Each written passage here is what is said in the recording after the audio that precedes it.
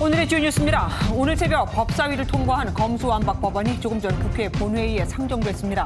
국민의힘은 본회의 의결 저지를 위한 무제한 토론, 필리버스터에 나섰습니다.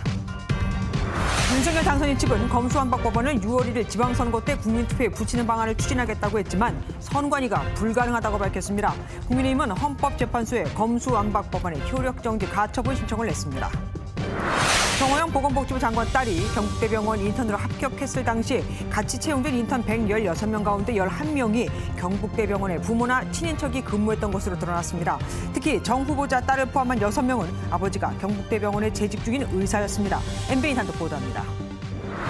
윤석열 당선인이 취임하는 5월 10일 청와대 완전 개방을 앞두고 온라인 관람 예약 신청이 오늘부터 시작됐습니다. 1시간 만에 144만 명이 동시에 몰리면서 한때 서버가 다운됐습니다. MBN이 리얼미터에 의뢰해 6일 지방선거 여론조사를 실시한 결과 강원도지사 후보 지지율에서 국민의힘 김진태 후보가 더불어민주당 이광재 후보를 오차 범위 밖에서 앞섰습니다. 충남도지사 후보 지지율에서도 국민의힘 김태우 후보가 현역 도지사인 양승조 후보보다 우세했습니다. 원달러 환율이 1265원대까지 치솟으며 2년 1개월 만에 최고치를 경신했습니다. 달러 가치가 오르면 수입 제품의 원화 가격도 상승해 가뜩이나 치솟은 물가에 더 큰 어려움을 줄 수 있습니다.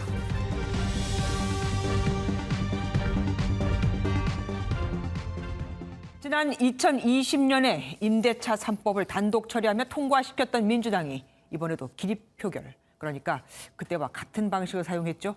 어젯밤 이른바 검수완박 법안과 관련된 2개의 개정안을 법사위 안건조정위와 전체회의 모두 통과시켜버린 건데 그럼 국회 본회의만 통과하면 이 법은 개정이 되는 겁니다.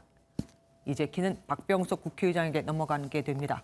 박 국회의장이 오늘 오후 5시에 본회의를 열었습니다. 국회 취재기자 연결해 보겠습니다. 김문영 기자, 지금 본회의 논의 어디까지 진행이 됐습니까? 네, 이곳 국회에서는 입법 지연을 위한 무제한 토론, 필리버스터가 2시간째 이어지고 있습니다. 국민의힘에선 권성동 원내대표가 첫 번째 반대 토론 주자로 나서 내가 가질 수 없다면 없애버린다는 게 민주당의 태도라고 비판했습니다. 그렇게 당당하고 떳떳하고 부정과 비리가 없었다면 왜 정권이 교체된 후에 검찰개혁이라는 명분으로 검찰 수사권을 완전히 빼앗으려고 하는 겁니까? 이에 맞서 민주당의 김종민 의원이 토론 주자로 나섰고 박홍근 원내대표는 국민의힘의 재논의 요구에 사과를 요구했습니다. 저는 국민의힘한테 합의를 정면으로 파기한 것에 대한 반성과 이에 따른 대국민 또 민주당에게 즉각 공개 사과할 것을 요구했습니다. 이번 본회의는 이른바 검수완박으로 불리는 검찰청법 그리고 형사소송법 개정안을 처리하기 위해 오늘 열어야만 한다는 민주당의 압박 속에 박병석 의장의 결정으로 소집됐습니다. 박 의장은 기존 합의안을 보완했지만 이 야당은 이조차도 끝내 거부했다면서 지난해 언론중재법 때와는 달리 민주당의 손을 들어줬습니다. 국민의힘이 말씀하신 대로 필리버스터로 반발을 하고 있지만 필리버스터가 무력화될 가능성도 있지 않습니까? 어떻게 전망합니까? 네, 국민의힘은 필리버스터뿐 아니라 검수완박 저지 연좌농성에 돌입했고 헌법재판소에는 입법안 효력정지 가처분을 신청해둔 상태인데요. 하지만 필리버스터는 무력화될 가능성이 큰 상황입니다. 민주당이 회기를 짧게 쪼개서 가는 소위 살라미 전술을 사용하기로 했기 때문입니다. 즉 필리버스터가 임시국회 회기가 끝나면 자동으로 종료되는 제도인 만큼 회기를 하루하루씩 쪼개서 법안을 하나씩 처리하겠다는 전략입니다. 이 계획에 따라 민주당은 오는 30일과 다음 달 3일 2차례 더 임시회 소집을 요구하기로 했는데 박 의장도 받아들일 것으로 보입니다. 민주당은 살라미 전술로 문재인 정부 마지막 국무회의인 5월 3일에 안건을 올려 공포하는 것을 목표로 하고 있고 이 시기를 넘기더라도 정부 교체까지는 시간이 있어 임시 국무회의에서 법안을 공포하는 방안을 함께 검토하고 있습니다. 지금까지 국회에서 MBN 뉴스 김문영입니다. 그렇다면 밤사이 법사위에서 통과된 검수완박 개정안엔 어떤 내용이 담겼을까요? 개정안이 통과되면 검찰은 부패와 경제범죄 수사만 직접 수사를 할 수 있게 됩니다. 현행 6대 중요 범죄 중 공직자, 선거 범죄 등 4대 범죄에 대한 수사권이 없어지는 거죠. 다만 선거 범죄는 불과 한 달여를 앞둔 6일 지방선거를 고려해 올해까지만 검찰이 한시적으로 수사권을 갖기로 했습니다. 또 검찰의 수사와 기소 분리를 골자로 하는 만큼 수사 검사의 기소권은 박탈됩니다. 경찰이 송치한 사건도 종전과 달리 검사의 보안 수사 범위가 동일한 범죄 사실 범위 내로 확 쪼그라들죠. 또 직접 수사할 수 있는 2대 범죄도 검찰이 수사를 하려면 검찰총장이 국회에 가서 정기적으로 보고를 해야 합니다. 이런 검수완박 법안이 법사위를 통과하는 과정에서 여야가 법안 일부를 수정하기로 합의했지만 막상 통과된 건 수정 전 아니었습니다. 경제 부패 범죄 등과 경제 부패 범죄 중은 천지 차이죠. 이 한 글자로 여야의 희비가 엇갈렸습니다. 노태현 기자가 보도합니다. 어제 민주당의 검수완박 법안이 법사위 제1소위를 통과한 직후 여야 원내대표는 협의를 통해 일부 조항을 수정했습니다. 검찰의 직접 수사가 가능한 범위에 대한 문구 가운데 부패범죄, 경제범죄 중이라는 말을 부패범죄, 경제범죄 등으로 바꿨습니다. 중을 넣을 경우 검찰의 수사 범위를 2개로만 제한해 애초 박병석 의장이 제안한 중재안 취지와 어긋난다는 국민의힘 주장이 받아들여져 향후 범위를 넓힐 수 있는 등을 넣은 겁니다. 또 경찰 송치 사건에 대한 검찰의 보안 수사권과 관련해 별건 수사를 금지한 내용도 합의에 따라 없애기로 했습니다. 하지만 이후 소집된 안건조정위원회에서 이런 수정안이 반영되지 않은 민주당의 원안이 올라가 가결됐고 전체위에는 또 조정위의 법안이 올라가야 함에도 여야가 조율한 법안이 상정돼 통과됐습니다. 이를 두고 국민의힘은 전체회의에 상정된 조율된 법안은 안건조정위에서 표결을 거치지 않은 것이고 절차상 문제가 있다고 지적했습니다. 여야 간사가 조정해서 만든 안을 법사위 전체회의에 올린 것입니다. 안건위원회에 상정된 법안, 법사위 전체에 상정된 법안이 다르다. 그래서 이게 원천무효입니다. 민주당은 국민의힘이 합의를 하고도 처리할 때 물리력을 사용하면서 상정은커녕 조정안 제안조차 할 수 없었다고 비판했습니다. 조문 하나하나를 함께 검토하여 합의해 놓고선 정작 그 합의 사항을 처리하는 것을 물리력으로 막는 정말 이중적 정치쇼에 기가 막힐 따름입니다. 결국 민주당은 본회의에는 부패범죄, 경제범죄 중에서 중자를 등자로 바꾸고 별건 수사 금지 조항도 빼는 합의안을 최종 상정했지만 절차상 정당성 논란은 한동안 이어질 것으로 보입니다. MBN 뉴스 노태현입니다.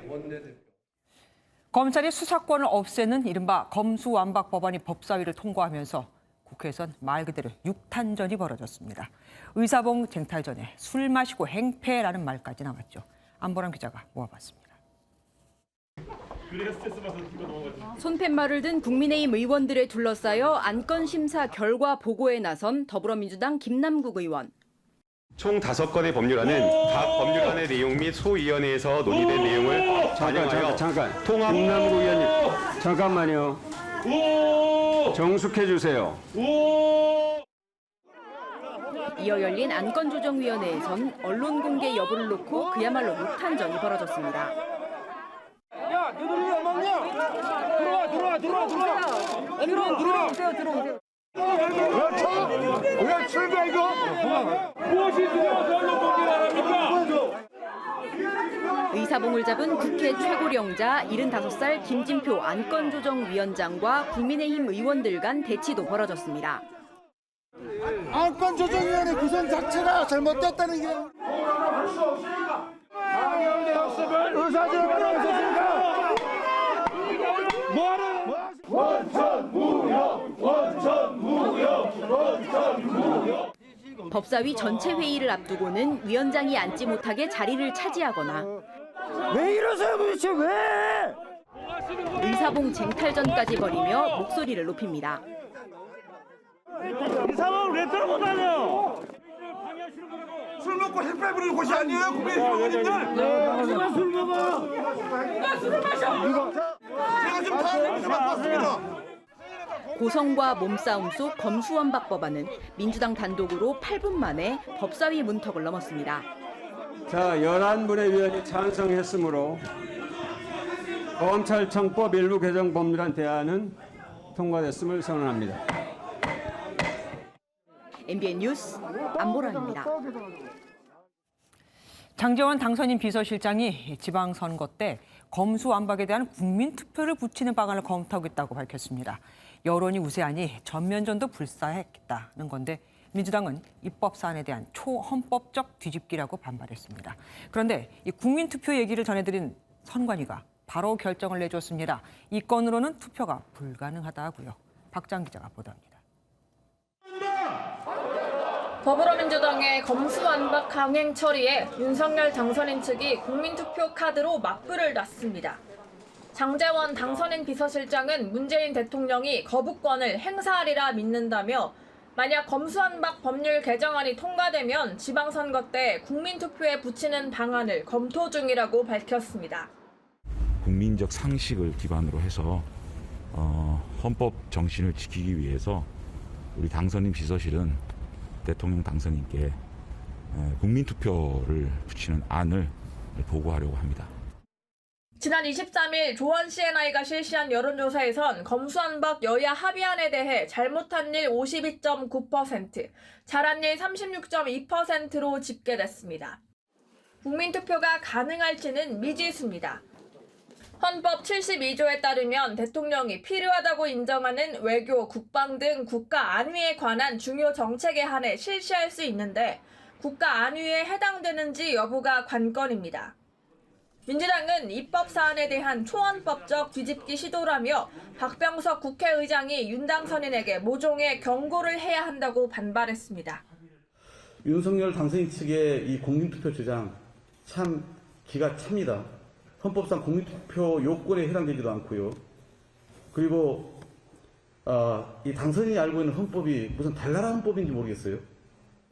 특정 사안에 대한 국민투표는 그동안 유신헌법 제정 등 6차례 실시됐지만 직선제 실시 이후에는 없었으며 이명박 정부 시절 행정수도 세종시 이전 국민투표는 야당의 반발로 무산된 바 있습니다. MBN 뉴스 박자은입니다. 이 법안에 가장 큰 영향을 받을 검찰은 검수완박 법안의 위헌 소지가 명백하다며 법안이 국회 본회의를 통과한다면 헌재에는 권한쟁의 신청을, 법원엔 효력정지, 가처분 신청을 하겠다며 배수진을 쳤습니다. 검사와 수사관 등 수천 명의 호소문과 함께 법조계 반대 목소리도 이어지고 있습니다. 서영수 기자가 모아봤습니다. 대검찰청은 검수완박 개정안의 내용과 추진 절차 모두 위헌 소지가 명백하다며 강력 반발했습니다. 검찰이 수사를 못하도록 하고 검사의 기소권을 제한하는 것은 내용상 위헌 소지가 있음이 명백합니다. 그동안 검수완박의 문제점을 알리는 데 주력했던 검찰은 구체적인 저지 방안도 거론했습니다. 대검은 법안이 본회의를 통과할 경우 헌법재판소의 권한쟁의 심판과 효력정지 가처분을 신청하는 방안을 검토하기로 했습니다. 헌재가 검찰의 효력정지 가처분 신청을 받아들이면 검수완박 법안의 위헌 여부 판단이 나올 때까지 효력이 일시 정지됩니다. 법조계의 비판의 목소리도 이어졌습니다. 대한변호사협회 이종엽 회장은 박병석 국회의장에게 졸속입법을 막아달라는 공개 서한을 보냈고 재심 전문 박준영 변호사도 부작용을 우려했습니다. 돈 없고 백 없고 관계가 없는 사람들이 피해를 입을 수밖에 없어요. 그게 가장 아쉬운 겁니다. 변협은 내일부터 검수완박에 반대하는 일반 시민들의 필리버스터를 진행합니다. 대검도 전국의 검사와 수사관 수천 명이 작성한 호소문을 박병석 국회의장에게 전달할 예정입니다. MBN 뉴스 서영수입니다. 지금부터는 장관 인선과 관련해서 단독 보도 이어드리겠습니다. 정호영 보건복지부 장관 딸이 경북대 병원 인턴으로 합격했을 당시 이 병원에 채용된 인원의 약 10%가 경북대 병원에 의사 친인척이 있었던 것으로 드러났습니다. 특히 정 후보자 딸을 포함한 6명은 아버지가 경북대 병원에서 재직 중인 의사였죠. 아빠가 다니는 병원에 취업하지 말란 법은 없지만 우연치고는 좀 많죠. 이상원 기자가 단독 보도합니다. 정호영 보건복지부 장관 후보자 딸은 경북대병원에 2021년 인턴으로 22년엔 레지던트로 합격했습니다. 정 후보자는 딸이 합격하기 직전 해인 2020년까지는 경북대 병원장을 지내고 2021년과 22년엔 경북대병원 교수로 재직 중이었습니다. 딸이 합격한 기간 경북대병원에 신규 임용된 의사는 116명, 이 중 10%에 달하는 11명은 경북대병원에 의사 친인척이 있었습니다. 같은 기간 신규 임용된 간호사는 317명으로 의사보다 3배 가까이 많았지만 친인척이 있는 경우는 3%가 채 되지 않았습니다. 당시 경북대병원에 신규 임용된 15개 전체 직군 중 병원에 친인척이 있는 임용자는 25명. 그런데 이 중 44%에 달하는 임용자가 의사였던 겁니다. 특히 정 후보자 딸을 포함한 6명은 아버지가 경북대병원 의사로 재직 중이었습니다. 정 후보자는 신기청에 막강한 영향력을 행사할 수 있는 위치에 있었고요. 그 당시에 아빠 찬스를 쓴 것으로 보여지는 신규 채용자가 6명이나 됩니다. 그래서 의사가 이게 대물림되는 게 아닌지, 그리고 공정한 채용 과정이 있었는지. 경북대병원은 2014년 채용 당시 의료 자격증이 요구되는 자리에 무자격 지원자들을 합격시킨 게 적발되기도 했는데 이들은 경북대병원에 재직 중이던 직원의 친인척이었던 것으로 드러났습니다. 친인척 채용 과정에 대해 보다 투명한 공개가 필요하다는 지적입니다. MBN 뉴스 이상은입니다.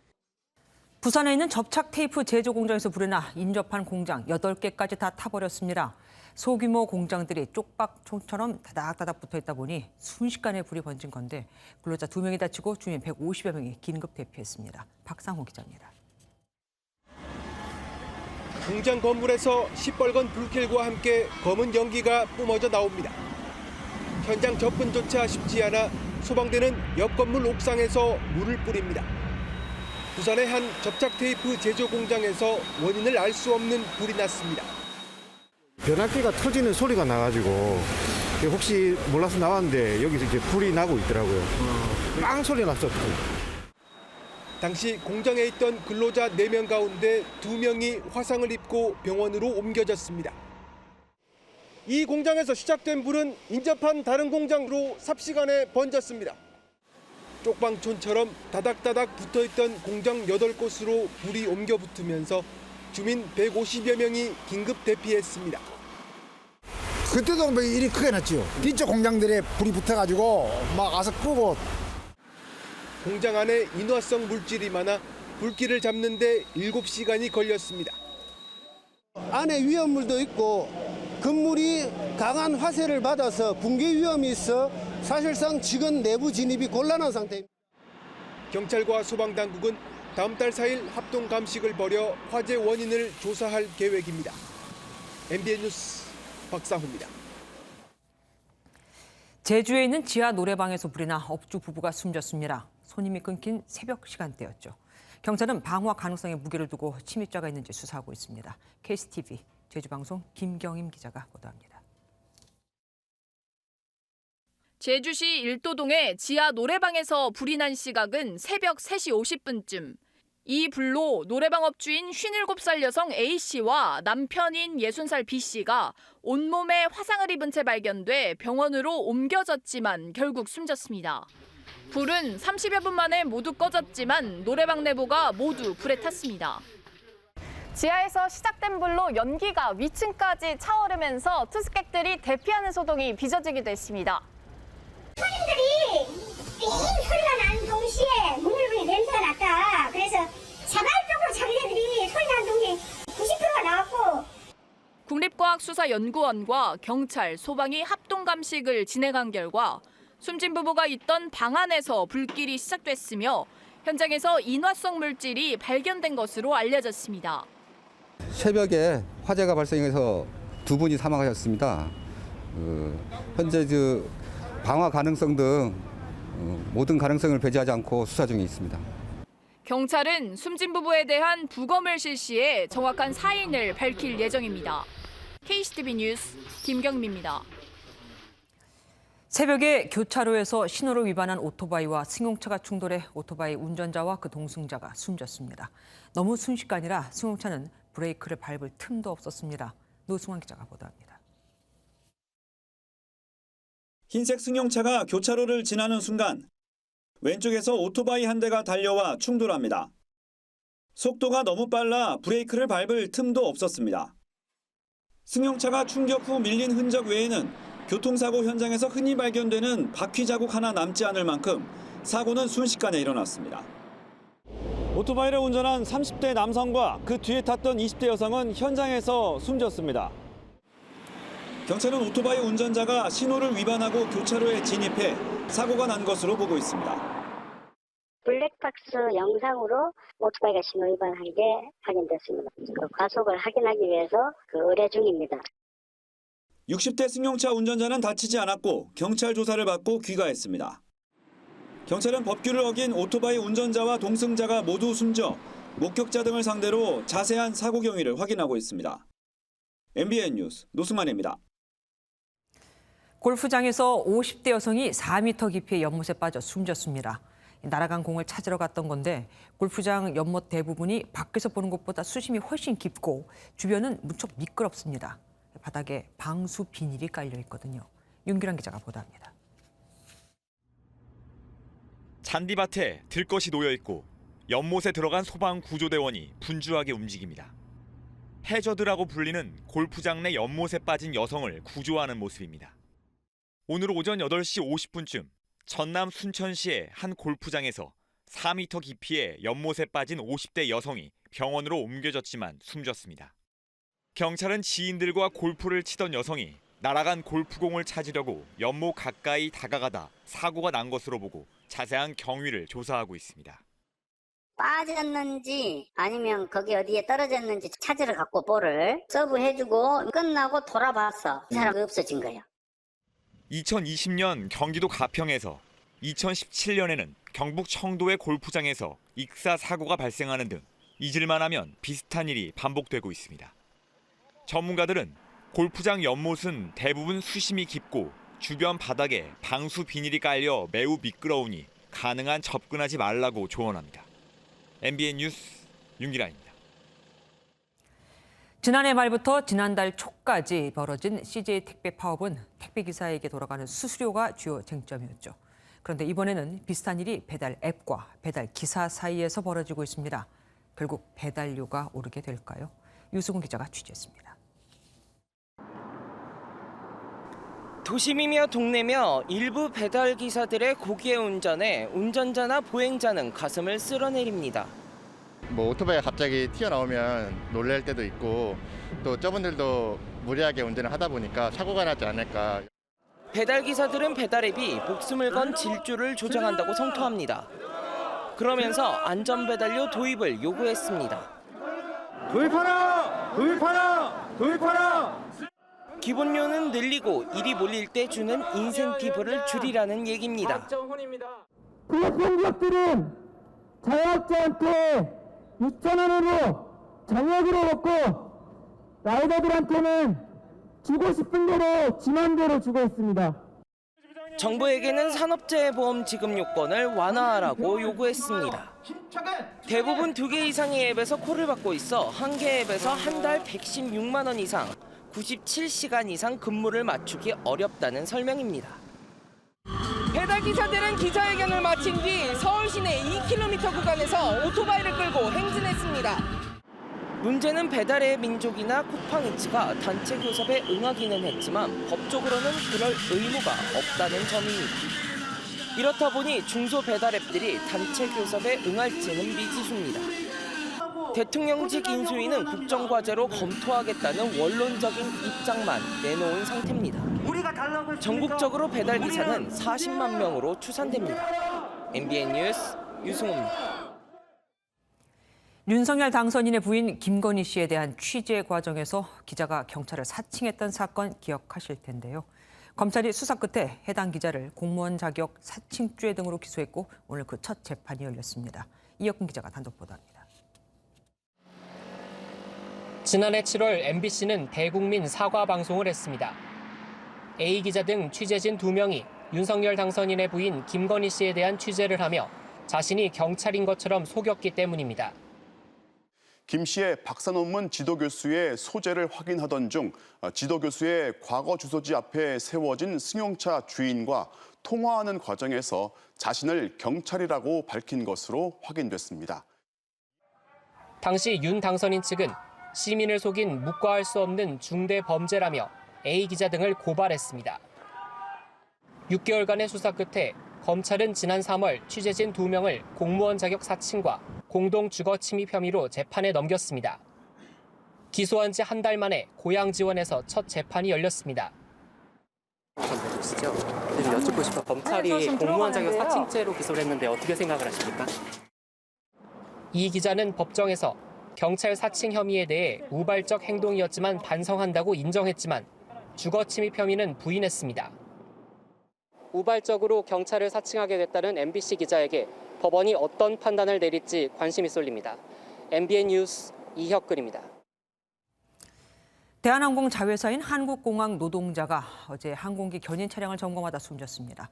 사람이 견인 차량 아래 들어갔는데 동시에 다른 작업을 하던 동료가 시동을 끄자 바퀴가 움직인 겁니다. 노조는 최근 항공 수요 증가로 일감을 많은데 회사가 인력을 늘리지 않고 있다고, 그러면서 빠른 일 처리만 바란다고 주장하고 있습니다. 이기준 기자가 보도합니다. 공항에서 볼 수 있는 항공기 견인 차량에 달린 블랙박스 영상입니다. 차량 오른쪽에 나타난 남성이 무언가를 보고 급히 달려나갑니다. 차량 후방을 찍은 영상에도 당황한 듯 모여든 사람들이 보입니다. 어제 오후 5시쯤 인천공항 내 정비소에서 37살 이모 씨가 차량 바퀴와 차체 사이에 끼이는 사고로 숨졌습니다. 이 씨는 바퀴를 들어 차에 기름이 새는지 확인하고 있었는데 동시에 에어컨을 점검하던 동료가 시동을 끄면서 사고가 났습니다. 시동이 꺼지면 거대한 바퀴가 원래 자리로 정렬하는데 이 씨가 미처 빠져나오지 못했습니다. 동료들은 작업 속도를 높이려는 회사의 무리한 지시로 벌어진 사고라고 말했습니다. 사측은 순서대로 작업초를 투입하는 대신 위험하게도 연계 작업이 이루어질 수 없는 서로 다른 분야의 작업초를 동시에 투입했다. 대한항공 자회사로 항공기 정비 등을 맡은 한국공항은 코로나19 여파로 2년 전 144명이었던 정비사가 109명으로 줄었습니다. 노조는 최근 일감이 다시 늘었는데 인력 충원은 뒷전, 현장 안전관리자도 없었다고 주장했습니다.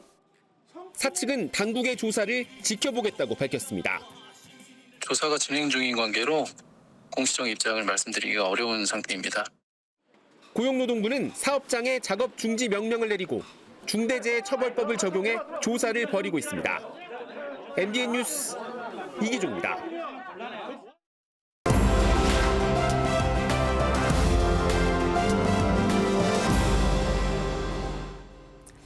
화제의 뉴스를 모아 전해드리는 픽뉴스 시간입니다. 윤지원 기자와 함께하겠습니다. 어서 오십시오. 우리 둘 다 오늘 파랭입니다. 네. 자, 첫 번째 보겠습니다. 또 등장한 5m 테이블.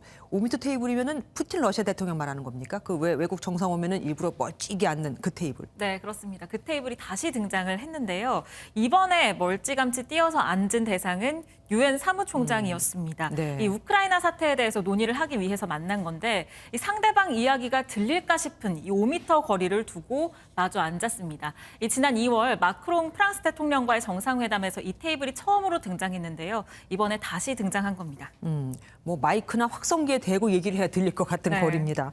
마주 앉은 사람으로서는 참 모욕감도 들 것 같아요. 네, 그렇기 때문에 그 의도를 두고 여러 해석들이 나오는데요. 이 먼저 상대를 제압하려는 의도로 읽히기도 하고요. 이 또 자신과는 다른 생각을 받아들이지 않겠다라는 의미로 해석이 되기도 합니다. 이걸 보여주듯이 이 푸틴 대통령은 이 자리에서도 우크라이나 탓만 했다고 합니다. 들어보시죠.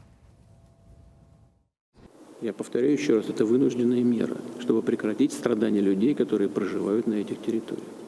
К сожалению, наши коллеги на Западе предпочитали всего этого не замечать. 네, 대조적으로 이 푸틴 대통령이 우크라이나와 전쟁에서 러시아를 돕고 있는 벨라루스의 루카센코 대통령과 만남을 보면 바로 옆에 앉아서 나란히 이렇게 대화를 하는 모습을 보여줬는데요. 예. 이 공간적인 거리로 심리적인 거리를 보여주고 있는 셈입니다.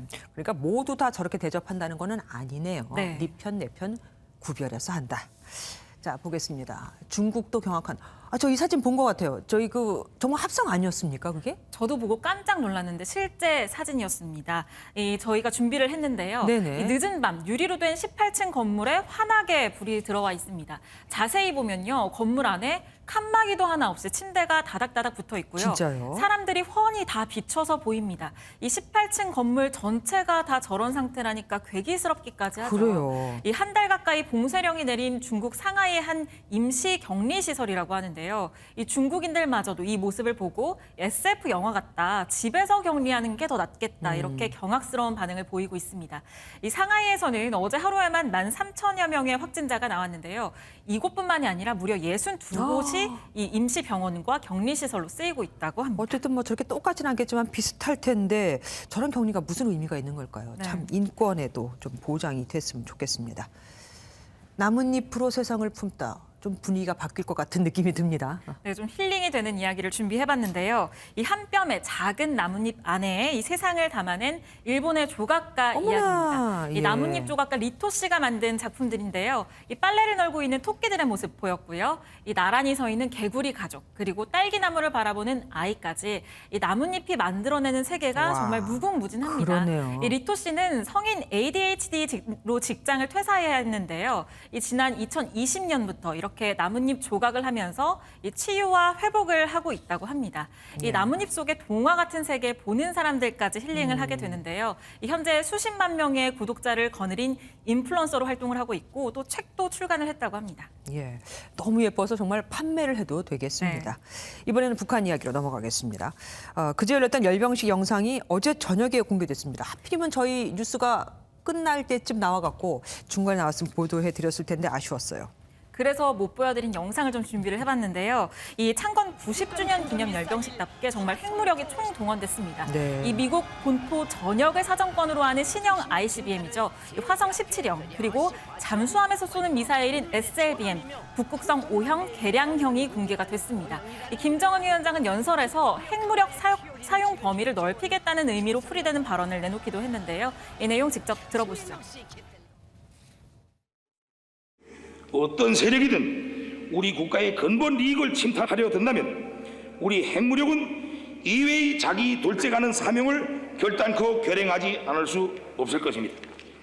저렇게 세게 핵무력에 대해서 언급을 하고 있는데 사실 얼마 전에 우리 대통령하고 친서도 주고받지 않았습니까? 네, 맞습니다. 열병식 불과 나흘 전이었는데요. 네, 그때까지만 해도 관계 개선에 대한 기대감을 담은 친서를 주고받았는데 정반대의 모습을 보여줬습니다. 예, 마지막 키워드로 가보겠습니다. 뭡니까? 네, 마지막 키워드는 뒤바뀐 재계 순위입니다. 어떻게 바뀌었습니까? 지난 2010년 이후에는요, 항상 1위는 삼성, 2위는 현대자동차, 3위는 SK였습니다. 네네. 그런데 이 순위가 바뀌게 됐습니다. SK가 2등으로 올라섰고요. 현대자동차가 3위가 된 건데요. 이 재계 순위는 자산 총액으로 결정이 되게 되는데 현대차의 자산이 전년보다 늘었습니다. 그런데 이 SK가 더 가파르게 성장을 하다 보니까 한 단계 뒤로 밀린 겁니다. 또 눈길을 끈 건 가상자산 거래소 업비트를 운영하는 두나무인데요. 이 자산 총액이 10조 원을 넘어서면서 가상자산 거래소 중에서는 처음으로 대기업으로 지정이 됐는데 순위는 44위를 기록했습니다. 앞으로는 이 대기업 쪽으로 진입하는 4차 산업 기업들이 꽤 생기지 않겠습니까? 네. 기대해 보겠습니다. 핑뉴스 윤지원 기자와 함께했습니다. 문재인 대통령이 퇴임 전 마지막 방송 인터뷰에서 윤석열 당선인의 집무실 이전 계획이 마땅치 않다고 했죠. 윤 당선인 측은 새 정부 출범을 돕는 것이 전직 대통령의 품격이라고 맞받았습니다. 또한 집무실 이전에 대해 여론 수렴도 안 했다는 문 대통령의 말에 그럼 검수완박은 여론 수렴을 했냐는 검사들의 반발도 나왔습니다. 조창훈 기자입니다. 문재인 대통령이 윤석열 당선인이 추진하고 있는 용산 집무실 이전 계획에 대해 부정적인 입장을 밝혔습니다. 충분한 여론 수렴도 거치지 않았고 안보 위기가 고조되는 정권 교체기에 무리한 행보라고 평가했습니다. 새 정부의 집무실 이전 계획이 별로 마땅치 않게 생각이 됩니다. 문 대통령은 대선 기간 윤 당선인이 북한을 향해 내놨던 선제 타격과 버르장머리 발언도 부적절하다고 지적했습니다. 외교에 대한 경험이 없어서 이제 그런 것이라 생각하고 대통령답게 대통령의 모드로 빨리 돌아가야죠. 윤 당선인 측은 새 정부 출범에 전직 대통령이 잘 도왔다는 모습을 보이는 게 지도자의 품격이라며 불쾌함을 감추지 않았습니다. 그 남은 임기 며칠 동안 국민만 생각하시면서 본인의 책무를 다해 주시기를 다시 한번 부탁을 드리겠습니다. 여야 충돌을 불러온 검수완박 법안에 대해 윤당선인은 당에서 알아서 할 것이라며 말을 아꼈고 청와대 역시 국회 논의 과정을 지켜보겠다며 조심스러운 모습을 보였습니다.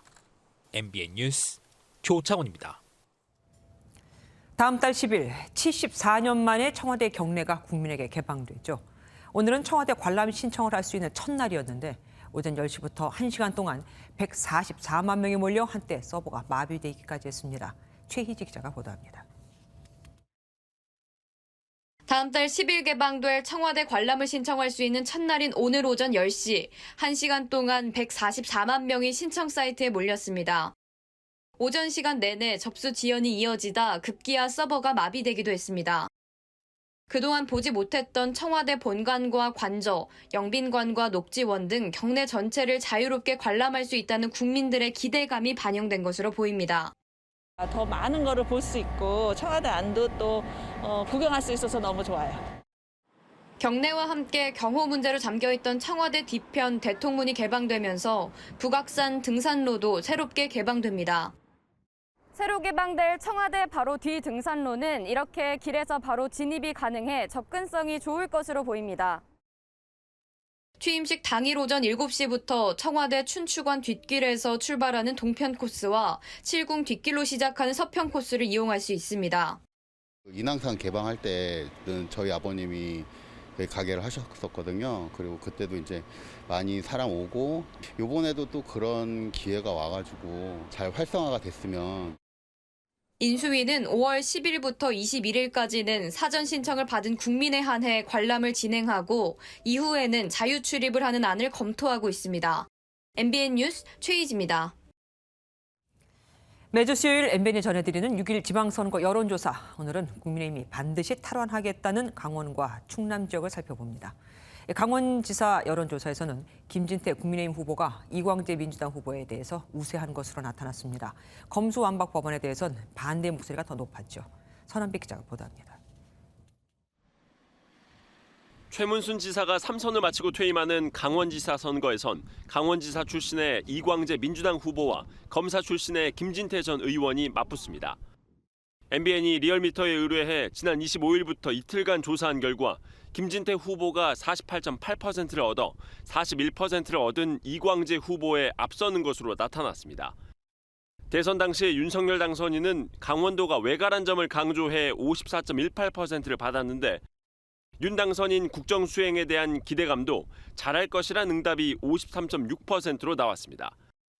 강원도에서 가장 시급한 현안으로는 고속도로 철도 구축 26.2%, 강원경제특별자치도 설치 16.8%, 신성장 산업 육성 14.4% 순으로 나왔습니다.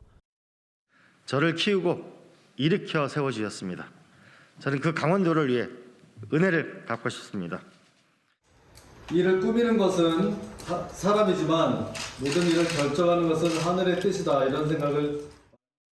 검수완박 중재안에 대해선 수용하지 않아야 한다는 응답이 49.8%로 수용해야 한다 32.3%보다 높게 나왔습니다. MBN 뉴스 선한빛입니다.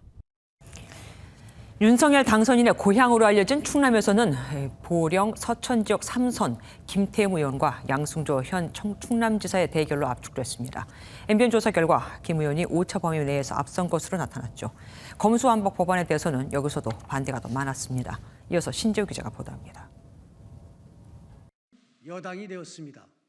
MBN이 지난 25일부터 이틀간 차기 충남지사로 누가 적합한지 조사한 결과 국민의힘 김태흠 의원 46.2%, 더불어민주당 소속 양승조 현 충남지사 39.9%로 나타났습니다. 김 의원은 50에서 60대와 남성에게, 양 지사는 20에서 40대와 여성에게 상대적으로 지지율이 높았습니다. 윤 당선인의 국정 수행에 관해선 잘할 것이란 의견이 54.1%로 잘 못할 것 38.5%보다 높게 나와 기대감을 나타냈습니다. 가장 시급한 지역 현안으론 동서횡단철도 건설이 30.8%로 가장 높았고 수도권 공공기관 혁신도시 이전 추진이 17.6%, 첨단국가 산단조성 10.6%로 그 뒤를 이었습니다. 저 김태흠은 무거운 책임감을 느끼며 선궁후사, 선당 후사의 정신으로 충남지사 선거에 나서기로 결단했습니다. 이제 민선 8기에는 이런 성과를 바탕으로 닦은 길은 더욱 튼튼히 다지고 가야 할 길은 다시 내면서 힘찬 전진을 계속해야 합니다. 여야 검찰 수사권 완전 박탈 중재안에 대해선 48.8%가 수용하지 않아야 한다. 33.5%는 수용해야 한다고 답했습니다. MBN 뉴스 신재우입니다.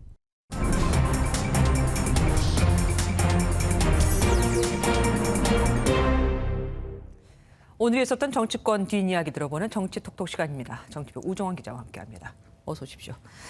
국정농단 핵심 인물이죠. 최서원 씨 딸 정유라 씨가 오랜만에 모습을 드러냈습니다. 여기요. 네, 국정농단 사태 이후에 딱 6년 만이죠. 이 정유라 씨가 한 유튜브 채널이랑 인터뷰를 했습니다. 다른 사람의 학위 논란 때문에 출연을 결심하게 됐다고 밝혔는데요. 네. 바로 조국 전 장관의 딸 조민 씨입니다. 정 씨는 민주당원들이 조 씨가 인권 침해를 당하고 있다고 주장을 하고 있지만 자신이야말로 출산 다음 날 압수수색을 당하는 등 이런 식으로 인권을 무시당해 왔었다고 주장했습니다. 조국 씨 딸이 불쌍하다 이런 얘기를 나오는 것부터가 저한테 너무 극심한 스트레스고요. 누구한테는 인권이 있고 누구한테는 없는 것도 아닌데. 그러면서 조 씨는 편들어주는 사람들도 부모도 있지만 자신은 어머니와도 떨어진 상태에서 여러 가지 어려움을 겪고 있는 상태라고 말했습니다. 예, 그런데 정유라 씨가 죄가 없는 건 아니었잖아요. 뭐 억울한 피해자다 이 뜻입니까 그럼? 그렇지는 않습니다. 정유라 씨도 자신의 잘못을 부정한 생각은 없다고 밝혔는데요. 출석 일수를 채우지 않은 게 맞고 그에 따른 입학 취소 처분을 받은 것도 정당했었다고 말했습니다. 하지만 독일에 비자금이 있다라든지 삼성에서 받은 말을 타고 경기에 출전했었다라든지 이런 식의 루머가 훨씬 많이 제기됐었다며 이를 언급했었던 현 여권 의원들의 책임을 묻기도 했습니다. 국회의원 면책특권 가지고 그거를 악용을 해서 근거 없는 허위 사실을 다 말씀을 하고 다니시는데 그게 사실이 아니었을 때 그때는 어떤 책임을 지실 건지 그게 궁금합니다. 다만 당시 특검 수사팀장으로서 자신에 대한 수사를 지휘했었던 윤석열 당선인에 대해서는 자신이 법적으로 잘못한 게 맞았던 만큼 악감정은 없다고 말했습니다. 정유라 씨는 승마 선수잖아요. 그러니까 체육인인데 공교롭게도 오늘 윤석열 당선인이 쇼트트랙 선수를 만났습니다. 네, 국민통합위원회가 각계각층의 목소리를 듣기 위한 경청 행사를 마련하고 있는데요.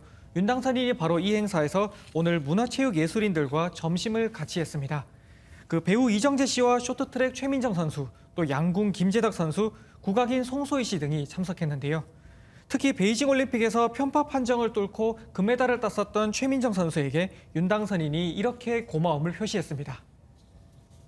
동계올림픽 때 우리가 좀 부당한 판정 때문에 되게 국민들이 좀 분노하고 막 이랬는데 아주 우리 최민정 선수가 금메달 딱 따는 바람에 좀 사람들이 그 스트레스 좀 풀고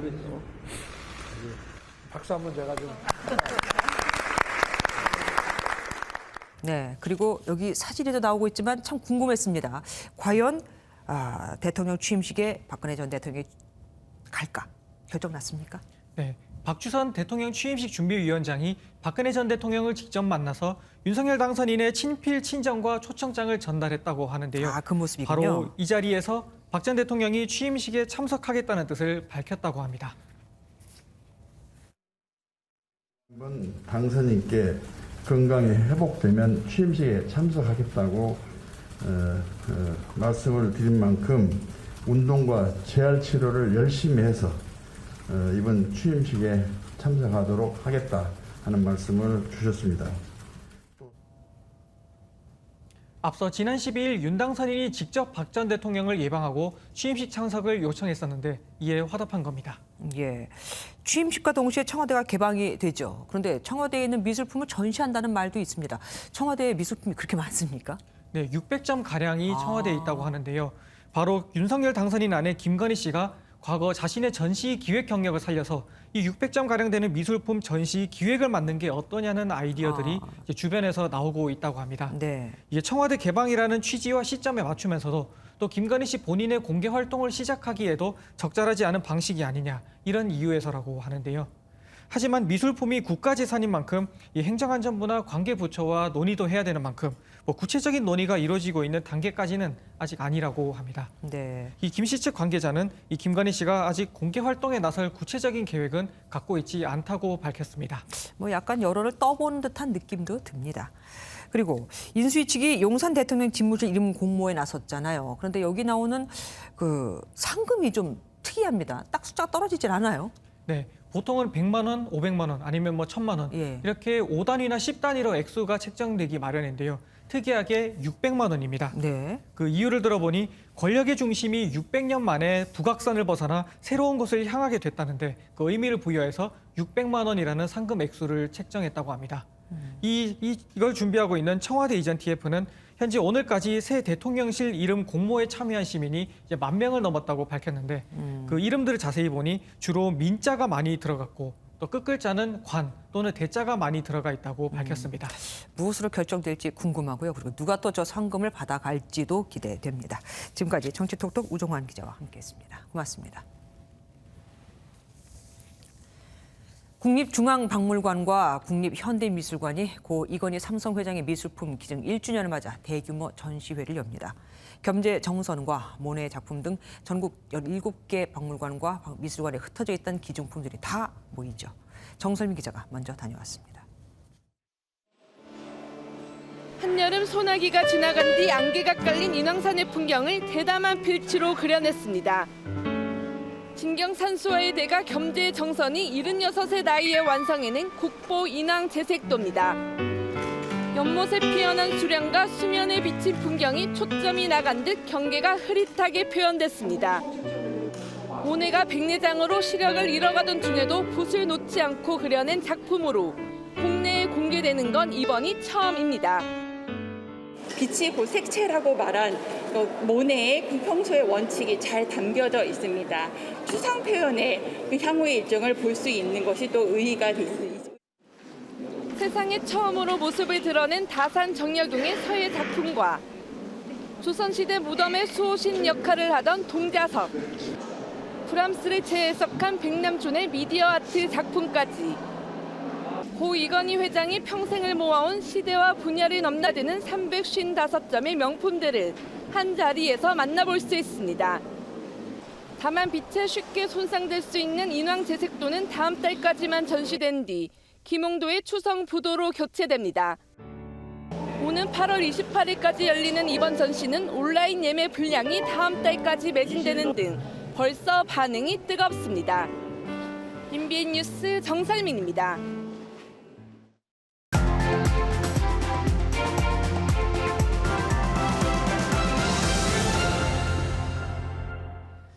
조선시대에 탐관오리 풍자 공연을 하던 광대가 있었습니다.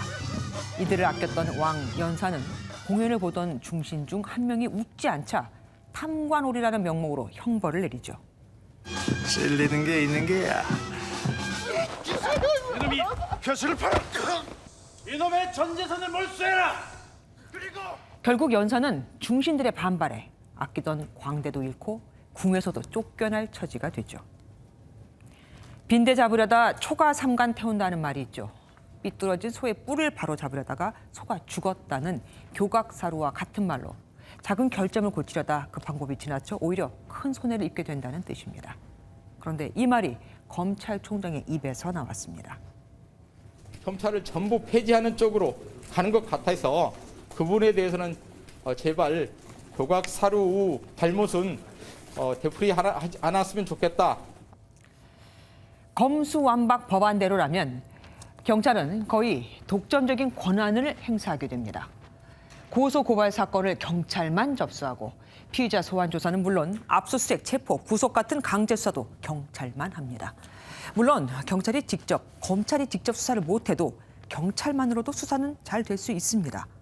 하지만 1987년 박종철 사건 때 검찰이 부검을 지휘해 경찰의 물고문으로 인한 질식사안을 밝혀냈던 것 기억하시죠? 또 애초 단순 수사기밀 누설로 시작된 은수미 성남시장 사건도 검찰이 보안 수사를 하지 않았다면 성남시 고위 공무원들과 경찰들이 유착, 수사기밀을 거래한 사실도 밝혀내지 못했을 겁니다. 검수완박을 하지 마라, 하라, 는 게 아닙니다. 대책을 마련한 뒤에 입법도 하라는 겁니다. 검찰 대안으로 만든다는 한국형 FBI, 중대범죄수사청도 언제, 어떻게, 누구로 채울지 구체적으로 나온 게 없습니다. 당장 이사 갈 집도 없이 이삿짐부터 싸서 집을 나오는 게 맞는 걸까요? 검수완박 입법을 두고 OECD 산하 반부패 기구까지 한국의 부패, 뇌물 범죄 수사 역량이 약해질 수 있다고 한 이유를 우리는 다시 한번 돌아봐야 합니다. 쓴 말이 원래 더 몸에 좋다고 하잖아요. 김주아의 그런데 오늘은 검수완박 구멍은 어떻게? 였습니다.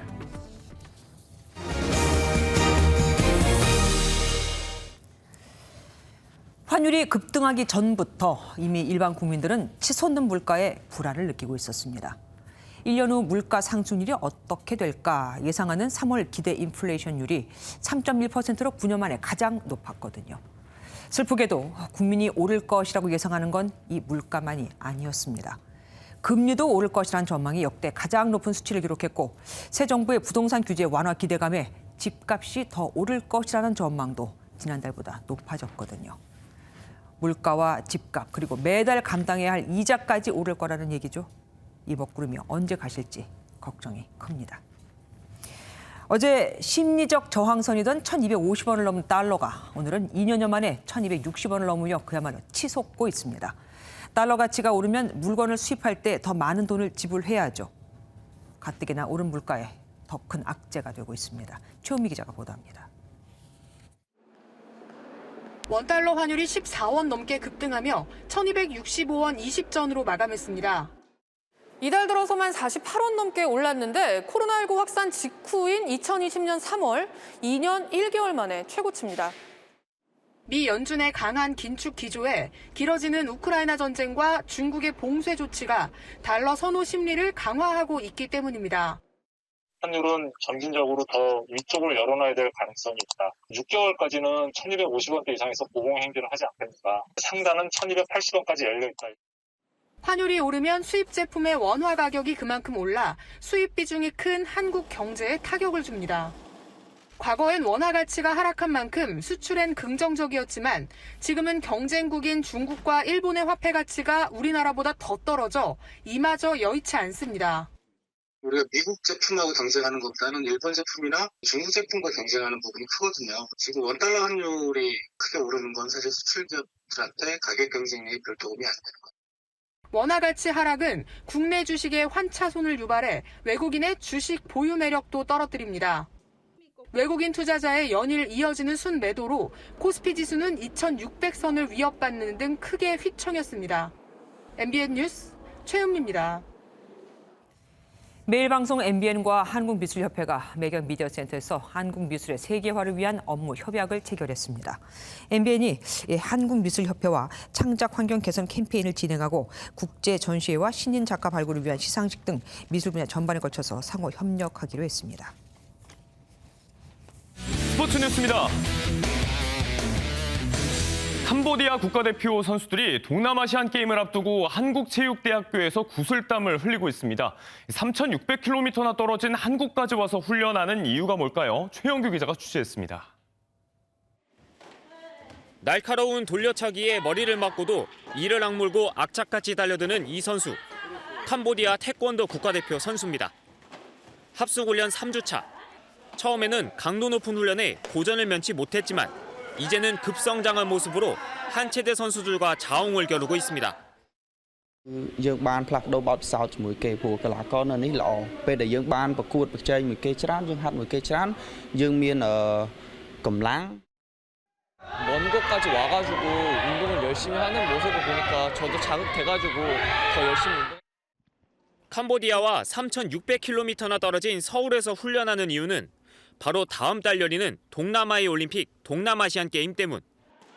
매번 하위권에 맴도는 성적을 올리기 위해 캄보디아 선수들은 캄보디아 대학과 교류하면서도 정상급 선수들이 즐비한 한 체대를 찾았습니다. 스포츠 교류를 통해서 스포츠 경기 발전, 경기력 향상을 위해서 노력을 한다면 머지않아서 아시아권에서는 메달 획득이 가능한 그런 경기 수준으로. 캄보디아 선수들의 목표는 이번에는 베트남. 내년에는 안방 캄보디아에서 열리는 동남아시안 게임 금메달. 우리 선수들도 캄보디아 선수들의 선전을 응원하며 올가을 항저우에서 만나기로 했습니다. 롱, 꼭 금메달 따와. 네, 감사합니다. MBN 뉴스 최영규입니다. 지난해 11월 부상 이후 재활에 몰두했던 한국 탁구 차세대 에이스 신유빈이 다시 라켓을 잡았습니다. 아시안게임 출전은 무산됐지만 더 큰 무대를 바라보고 있습니다. 오늘의 핫클립입니다.